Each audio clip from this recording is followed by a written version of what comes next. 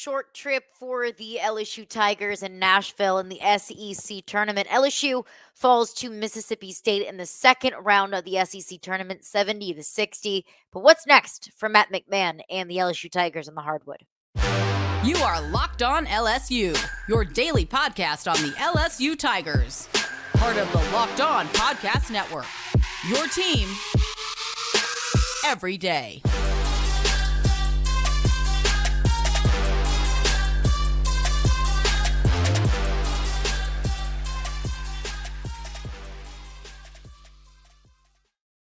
All right, what's up, y'all? Welcome into Locked On LSU. Thank you for making us your first listen every single day. We're free and available wherever you get your podcasts. My name is Caroline Fenton, and I am your host, as I am every single day. And today's edition of Locked On LSU is brought to you by Nissan. Are you the kind of driver that likes to push things a little bit further? Have you ever wondered what adventure could be around the next corner? Take the Nissan Rogue, Nissan Pathfinder, or Nissan Armada and go find your next big adventure. Check them all out today at nissanusa.com. All right, let's get into it. Quick trip to Nashville for LSU. They get a first round bye. It was just Georgia, Missouri, Arkansas, and Vanderbilt playing in round one. LSU gets slated to play Mississippi State in the second round of the tournament in game one on Thursday, and LSU falls 70-60 to Mississippi State. Look, I was there today, and it was rocking. Like, Bridgestone Arena was popping, and it was packed, and it was loud. And LSU, in the first half at least, I felt like brought the same amount of intensity that the crowd brought. LSU in that first half against Mississippi State, they were playing like it was personal. And I kind of have a feeling that it was. Whether it was personal after that, 20-point loss to Mississippi State earlier in the season, whether it was personal to get a little bit further into the tournament. Now, LSU is not going to be an NCAA tournament team, but to beat Mississippi State in advance and get an opportunity to improve their resume even more could have helped LSU's chances at getting a bid to the NIT. It was personal of keeping their tournament hopes alive, at least their conference tournament hopes alive. They were playing like it was personal, and they were playing like it meant something because it does. I don't like this sentiment that conference tournaments don't matter. Maybe tournaments don't matter to everyone, but to a team like LSU that still has a lot to play for, that I felt like has left so much on the floor so far this season, whether it's blowing leads or getting close and not being able to close or losing very tightly contested games, all of that kind of felt like it would be vindicated with at least one win in the tournament, with at least the hopes remain alive of being able to make things interesting in the tournament. That's how they played in the first half, and gosh, was it fun to watch. They were physical. Oh, they played with a certain level of tenacity, and might I even use the word acrobatic to describe what we saw? I mean, they were going after balls. They were up at the rim. They were making things difficult for a Mississippi State team that traditionally plays very strong and tough and hard defense. Well, LSU wasn't going to let Mississippi State's defense stop them, at least in the first half. So you felt good about it coming out of the first half. LSU had a 7-point lead, 29-22 at halftime. And they can maintain this. Can you keep up this level of intensity and physicality in the second half? Build off of that lead? Because we know Mississippi State can score now. But I know that Mississippi State is going to make some halftime adjustments to adjust to that LSU offense. You're going to have to do the same thing. And you're going to have to bring the same level of intensity in the second half that you did in the first. And that's not always easy to do. And it's not what I feel like LSU did either. It felt like Mississippi State made the right adjustments and you didn't. Now, you got a fine day shooting. 7 for 20 from 3, 35% from 3. Sure, you'd like to see that number a little bit more attractive. But overall, 35% from 3, I think you'll take it. Only 38% from the field, 19 of 50 in LSU's field goals. Really not good enough to win a game in a tournament setting. But on the other hand, Mississippi State only shot just shy of 42% from the field, 29% from 3. It's not like all of Mississippi State's shots were going in. I mean, hell, it's 70-60. It's not like a 110-98 kind of game we're talking about. I'm not asking you to be overly electric offensively. Just ask you to make your shots. And I'm asking you to not turn the ball over. That really felt like it was the nail in LSU's coffin. 18 turnovers total in the game.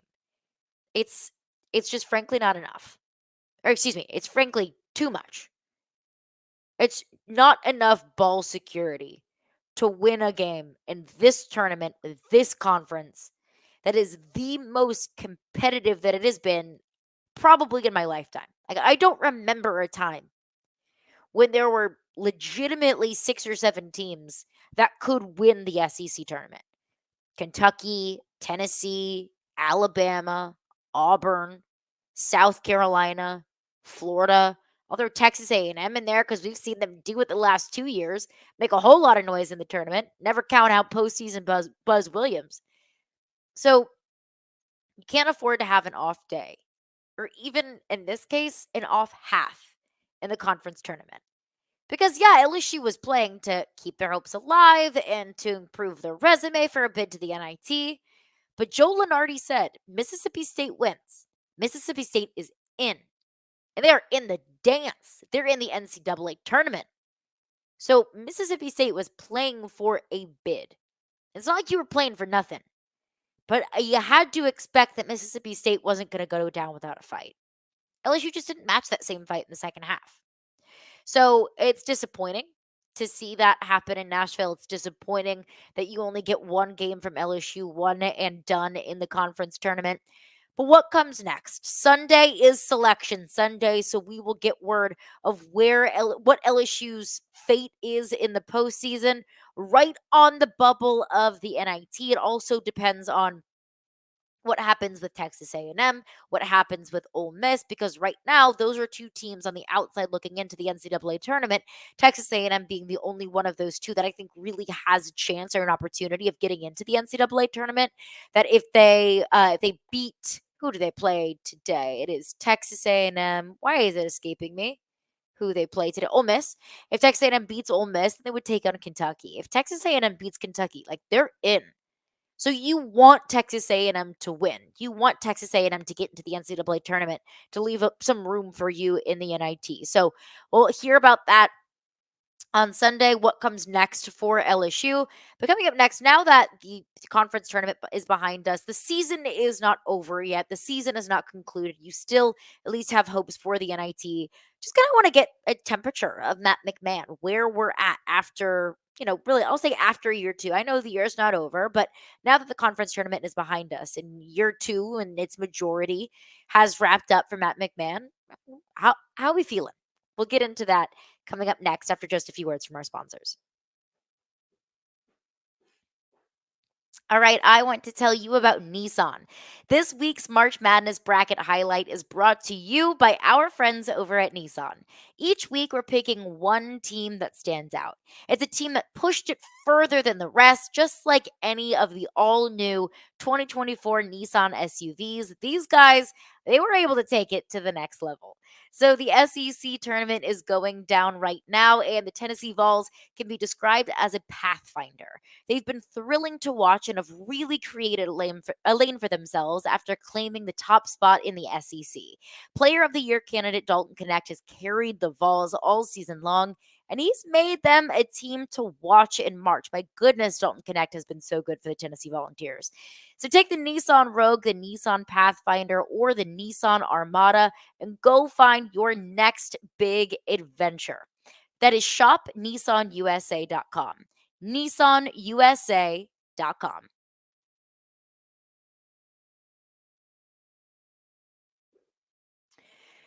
All right, rolling along here, Locked On LSU. Thank you for making us your first listen every single day. We're free and available wherever you get your podcasts, and mark your calendar for the Locked On College Basketball Bracket Breakdown show on Monday, March 18th at 7 a.m. Eastern. Experts Andy Patton and Isaac Shade will break down their brackets and discuss everything that you need to know to fill out a winning bracket and prepare for this year's NCAA tournament. Find the Locked On Bracket Breakdown on Monday, March 18th on the Locked On College Basketball Podcast, wherever you get your podcasts. Let's talk Matt McMahon. I feel like before LSU went on that streak of beating South Carolina and then beating Kentucky at home, back-to-back top 20 wins, I felt like the fan base was getting impatient with Matt McMahon.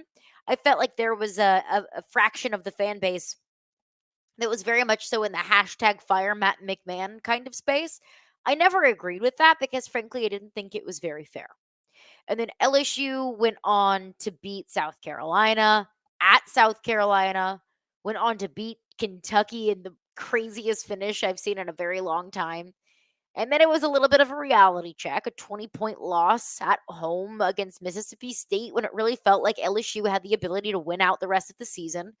And then they beat Georgia, and then they beat Vanderbilt, and then they lost a dumb game against Arkansas at Arkansas, and then they played close against Missouri, but ended up beating Missouri. It felt like at times this team played very high and then low and then middle of the road. But one thing that persisted throughout the entirety of the season was that this team just didn't have any quit in it. And I know that sounds like kind of after school specialty, right? Like they're going to persevere. There's no quit in them. But that's really what it was. That even if LSU found itself in a very unattractive point deficit, let me say, I never feel like they checked out. Like in individual games and in the season as a whole in its entirety, I never felt like LSU didn't always fight hard. Even against Tennessee, it was a game at Tennessee a few weeks ago. What was the score? Like 17-1 through the first couple of minutes of the first half. Like, woof, it was rough. But LSU continued to scratch and claw their way to continue to make the game interesting. And LSU lost that game because Tennessee's the best team in the league and they are very good at home. But they just never quit. They continued to fight. No deficit seemed to be too big for this team. That, I think, is a feather in Matt McMahon's cap. Not giving up. That's coaching. That's good coaching. That's players that care about their coaches. That's players that care about winning games. And I know that sounds obvious, right? Well, of course players care about winning games. I don't know. I feel like Vanderbilt kind of checked out toward the end of the season because they weren't playing for their coach. And Vanderbilt just fired their coach, Jerry Stackhouse. I don't know where the entirety of the fan base lies. I'm sure that there's a portion of the fan base that still feels like Matt McMahon has left a lot to be desired this past season. I'm sure there's a fraction of those people that exist. I think those people are wrong. Let's keep in mind what Matt McMahon inherited when he took the job at LSU. It was the strong-ass offer gate. It was FBI wiretap gate. It was all of the drama that was left in the storm of Will Wade being fired at LSU. It was every single scholarship player leaving LSU and Matt McMahon being forced to completely rebuild this roster from the ground up. We're only 2 years removed from that. You have to give Matt McMahon time. And if you haven't seen how much more improved this team this was this year than last year, like, I don't know what to tell you. Last season, LSU basketball won 2 conference games. They went 2-16 in conference play. Overall, had a losing record at 14-19. This year, 9-9 in conference play, 17-15 overall. You're above 500. 500 in conference play. Are those sexy numbers? No, not at all. But it's improvement from last year. Did you expect Matt McMahon to take over a team and a program essentially completely barren of talent and really just warm bodies and expect him to turn them into an NCAA tournament team just 2 years later?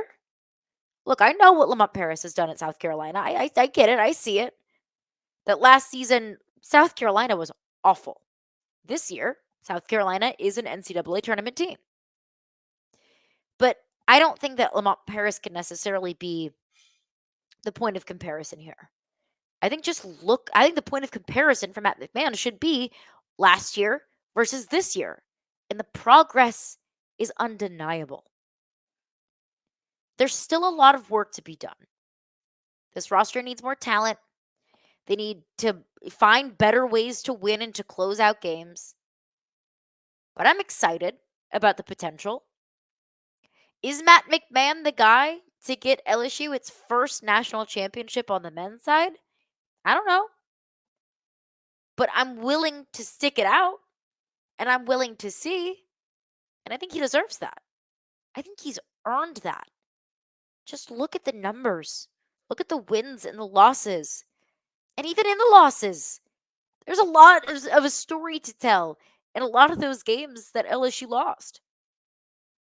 I know they gave up 109 points against Alabama. But do you remember that game?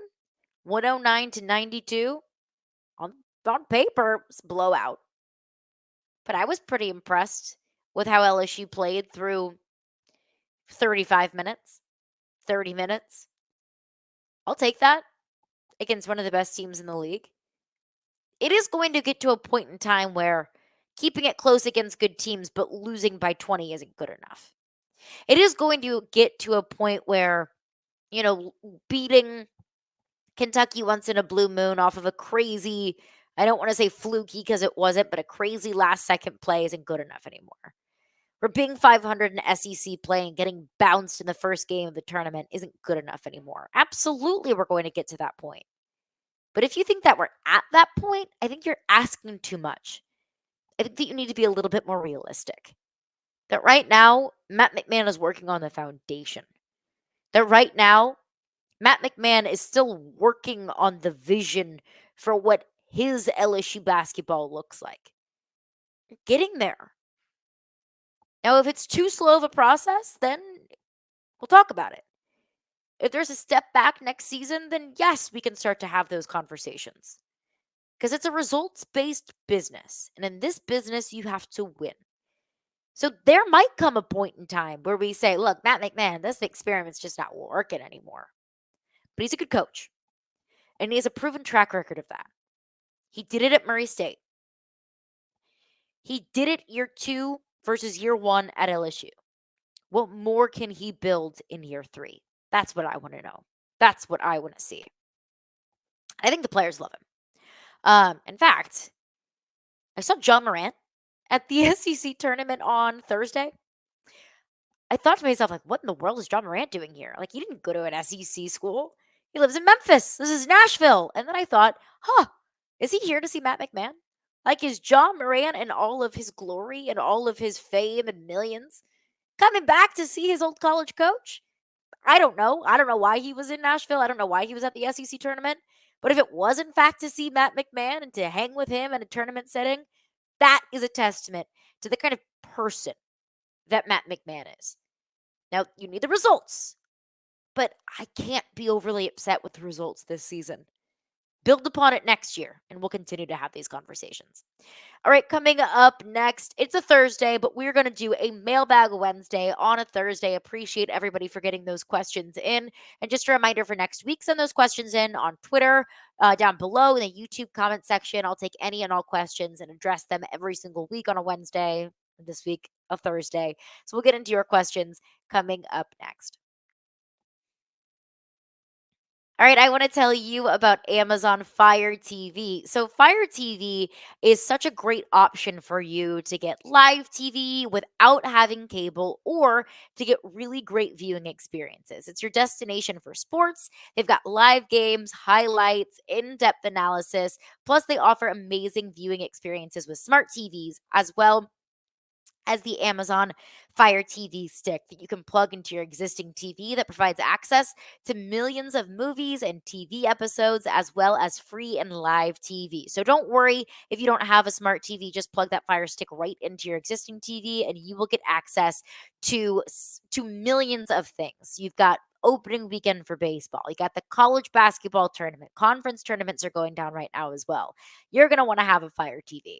Fire TV recently created Fire TV channels to deliver a constant supply of the latest videos from your favorite sports brands, all for free. That includes all of us at Locked On and most of the big pro leagues and college conferences as well. So Fire TV channels lets you dive into all of the game analysis, highlights, and so much more to keep up to date on all of the latest in the world of sports. March Madness, NBA, MLB, and so much more. Not to mention great news, entertainment, and gaming and travel, cooking videos, whatever your interests are, sports or non sports, they've got it. So check it out at Fire TV channels on Fire TV and Alexa devices. And if you haven't checked out Fire TV channels, you should. Trust me on this. To learn more, visit www.amazon.com/locked on Fire TV. That is amazon.com/locked on Fire TV. All right, I also want to tell you about eBay Motors. Passion, drive, and patience. That's what brings home the winning trophy. It's also what keeps your ride or die alive. eBay Motors has everything that you need to maintain your vehicle and level it up to peak performance. They've got superchargers, roof racks, exhaust kits, LED headlights, and so much more. Whether you're into speed, power, or style, eBay Motors has got you covered. With over 122 million parts for your number one ride or die, you will always find exactly what you're looking for. And with eBay Guaranteed Fit, your part is guaranteed to fit your ride every single time or your money back. Because with eBay Motors, you're burning rubber, not cash. With all the parts that you need at the prices that you want, it's easy to turn your car into the MVP and bring home that win. So keep your ride or die alive at ebaymotors.com. Eligible items only, exclusions apply. eBay Guaranteed Fit only available to U.S. customers. All right, rolling along here, Locked on LSU. Let's get into a few of your questions. One question was, I posted a video the other day about Garrett Nussmeier, kind of talking about aspects of this team that are going to help him out. I mentioned the run game. I mentioned Josh Williams and Caleb Jackson, and Cole comments and asks, why didn't you mention Caden Durham, best running back coming out of Texas? And I replied, I said, look, that is on me, so let me address it right now.